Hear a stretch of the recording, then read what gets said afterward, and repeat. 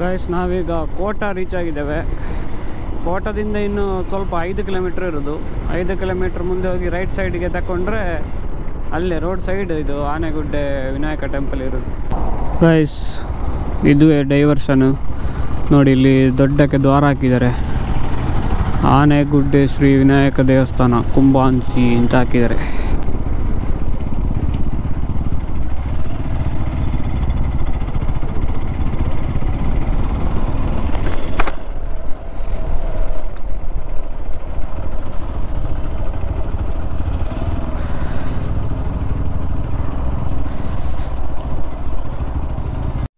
Guys ನಾವೀಗ ಆನೆಗುಡ್ಡೆ ಶ್ರೀ ವಿನಾಯಕ ಟೆಂಪಲ್ಗೆ ಬಂದಿದ್ದೇವೆ. ಬೈಕ್ ಎರಡಲ್ಲಿ ಪಾರ್ಕ್ ಮಾಡಿದ್ದೇವೆ. ಸೊ ಇದುವೇ ಟೆಂಪಲ್ನ ಒಳಗೆ ಹೋಗಿ ಬಂದಾಯಿತು. ಇನ್ನು ನಾವು ಕಮಲಶಿಲೆ ದುರ್ಗಾ ಪರಮೇಶ್ವರಿ ಟೆಂಪಲಿಗೆ ಹೋಗೋದು. ಇಲ್ಲಿ ಒಳಗಡೆ ಹೋಗಬೇಕು ಟೆಂಪಲಿಗೆ. ಗಾಡಿ ಪೂಜೆ ಎಲ್ಲ ಅಲ್ಲಿ ಮಾಡ್ತಾರೆ. ಇಲ್ಲಿ ಮಧ್ಯಾಹ್ನ ಅನ್ನ ಸಂತರ್ಪಣೆ ಕೂಡ ಉಂಟು. ಚಲೋ ಬಾಯ್ ಚಲೇಗ. ಇಲ್ಲಿಂದ ಇದು ಬಸ್ರೂರಿಗೆ ಹೋಗ್ತದೆ. ಬಸ್ರೂರು ಅಂದರೆ ನಮ್ಮ ಮ್ಯೂಸಿಕ್ ಡೈರೆಕ್ಟರ್ ರವಿ ಬಸ್ರೂರು ಇದ್ದಾರಲ್ಲ, ಅವರ ಊರು. ಅಲ್ಲಿಂದ ಅದು ಸಿದ್ದಾಪುರಕ್ಕೆ ಹೋಗ್ತದೆ. ಬಸ್ರೂರಾಗಿ ಸಿದ್ದಾಪುರದಿಂದ ಡೈವರ್ಷನ್ ಎಗೈನ್ ಕಮಲಶಿಲೆ ಟೆಂಪಲಿಗೆ. ನ್ಯಾಷನಲ್ ಹೈವೇಯಲ್ಲಿ ರೈಟಿಗೆ ತಗೊಂಡು ಅಲ್ಲಿಂದ ಈಗ ಕುಂದಾಪುರ ಆಗುಂಬೆ ಹೈವೇಯಲ್ಲಿದ್ದೇವೆ ನಾವು.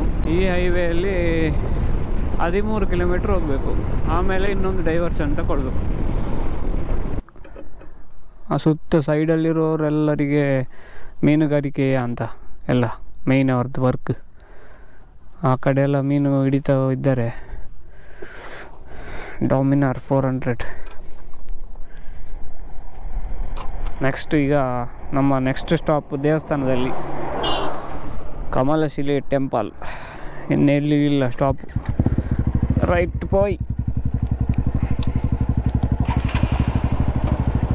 ಇಲ್ಲಿ ರೈಟ್ ಸೈಡಲ್ಲಿ ಒಂದು ಹಂಚು ಫ್ಯಾಕ್ಟ್ರಿ ಕಾಣಬೇಕು.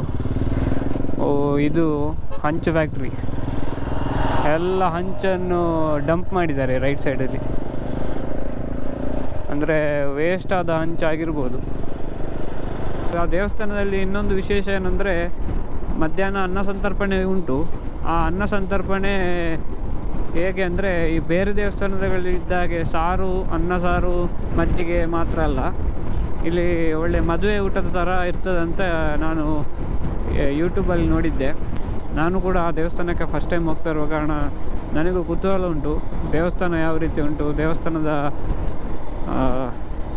ಸಿಸ್ಟಮ್ ಹೇಗೆ ಉಂಟು, ಹಾಗೆ ದೇವಸ್ಥಾನದಲ್ಲಿ ಕೊಡುವಂತಹ ಅನ್ನ ಸಂತರ್ಪಣೆ ಅನ್ನಪ್ರಸಾದ ಹೇಗುಂಟು ಅಂತ ನೋಡಬೇಕು.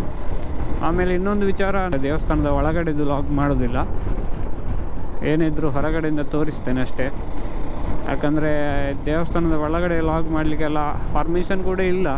ಮತ್ತು ಅದು ನನಗೆ ಸಹ ಕೂಡ ಅಷ್ಟು ಸಮಾಧಾನ ಇಲ್ಲ. ಅಂದರೆ ನನಗೆ ಲಾಗ್ ಮಾಡೋದೇ ಆಯಿತು, ಅಲ್ಲಿ ದೇವಸ್ಥಾನಕ್ಕೆ ಹೋದ ಮೈನ್ ವಿಚಾರವನ್ನು ಬಿಡಬೇಕಾಗ್ತದೆ. ಜೋಗ ಸಾಗರ ಮಂಗಳೂರು ಬಸ್ ಇದು, ಗಜಾನನ ಮೋಟಾರ್ಸ್.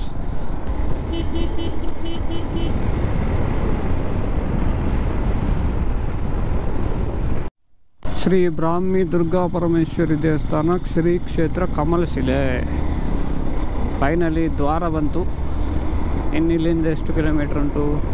ಇಲ್ಲಿಂದ 6 ಕಿಲೋಮೀಟ್ರ್ ಉಂಟು. ಗಾಯ್ಸ್ ನಾವೀಗ ಕಮಲಶಿಲೆ ಟೆಂಪಲಿಗೆ ರೀಚ್ ಆಗಿದ್ದೇವೆ. ಇದೇ ಗೋಪುರ.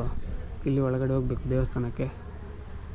ಇದು ಕಲ್ಯಾಣ ಮಂಟಪ ಅಂತ. ಈ ದೇವಸ್ಥಾನದ ಹಿಂದುಗಡೆ ಭೋಜನ ಶಾಲೆ ಉಂಟು. ನಾನಿನ್ನು ನಿಮಗೆ ದೇವಸ್ಥಾನದ ಒಳಗಡೆ ಹೋಗಿ ಮಧ್ಯಾಹ್ನದ ಊಟ ಅನ್ನ ಸಂತರ್ಪಣೆ ಎಲ್ಲ ತಕ್ಕೊಂಡು ಆಮೇಲೆ ಸಿಗ್ತೇನೆ. 1 hour later. ಗೈಸ್ ನಾನೀಗ ಕಮಲಶಿಲೆಯಿಂದ ಸ್ವಲ್ಪ ಮುಂದೆ ಒಂದು 1.5 ಕಿಲೋಮೀಟ್ರ್ ಬಂದರೆ ಇಲ್ಲಿ ಒಂದು ಆದಿಸ್ಥಳ ಗುಹಾಲಯ ಕಮಲಶಿಲೆ ದ್ವಾರ ಅಂತ ಉಂಟು. ಪ್ರವೇಶ ದ್ವಾರ ಅಂತ ಸುಪಾರ್ಶ್ವ ಗುಹಾಲಯ ಅಂತ ಉಂಟು. ಸೊ ಅಲ್ಲಿಗೆ ಹೋಗ್ತಾ ಇದ್ದೇವೆ.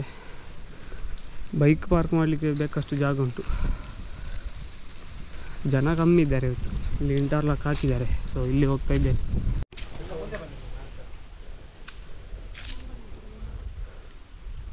ಇಲ್ಲಿ ಗುಹೆ.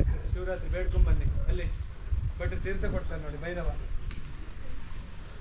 ನಾವು ಗುಹೆ ಒಳಗೆ ಹೋಗಿ ಬರ್ತೇವೆ. ಬಾರ ಟಾರ್ಚ್ ಇದ್ದು ಅವ್ರ ಹತ್ರ, ಟಾರ್ಚ್ ಇಲ್ಲಿ ಕರ್ಕೊಂಡೋಗಿ ಬರ್ತಾರೆ.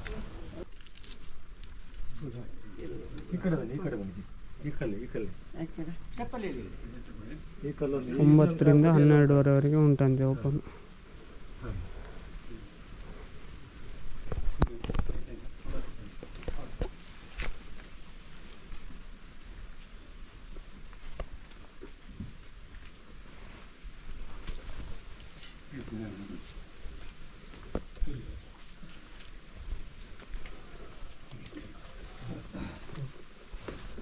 ಸರಿ,